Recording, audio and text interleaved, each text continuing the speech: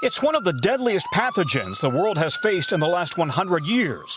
Trying to crack the coronavirus code is now the top priority at Fort Detrick, Maryland, in the Homeland Security Biodefense Center.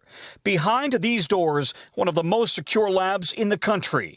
Researchers in full biohazard suits now working to understand how the coronavirus spreads and infects so easily.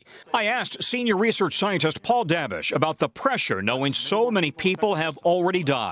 It's very great, like we are working around the clock because of that, to try to answer questions that we're being asked about this virus, and hopefully those results can help to inform our response to this, and we know the clock is ticking on this. Among the most urgent questions, how long does the virus hang in the air and remain infectious? In this aerosol chamber, researchers recreate the sunlight, heat, and humidity levels for any climate in the country, from New York in springtime to Arizona's deserts to Florida's beaches. If the virus can remain airborne, it could potentially spread more easily through hospitals, prisons, meatpacking operations, schools, and nursing homes. We're most concerned about the really small droplets that you can't see, because those are the ones that get down deep into your lung. And for most infectious agents, that's when you get the worst possible infection. Those could be deadly. Those could be deadly. Droplets smaller than a human hair.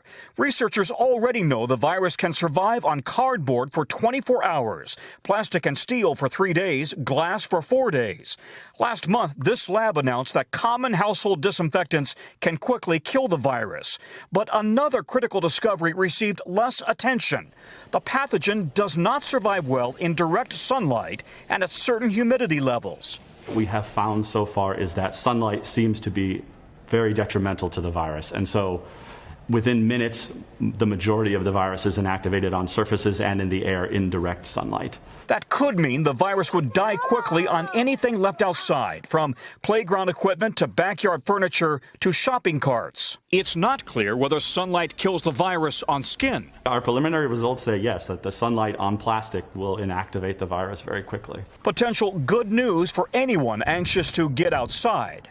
Researchers say the fact that this virus dies quickly in direct sunlight but can live for days on surfaces inside could directly affect how Americans live and play this summer. Hey, NBC News fans, thanks for checking out our YouTube channel. Subscribe by clicking on that button down here, and click on any of the videos over here to watch the latest interviews, show highlights, and digital exclusives.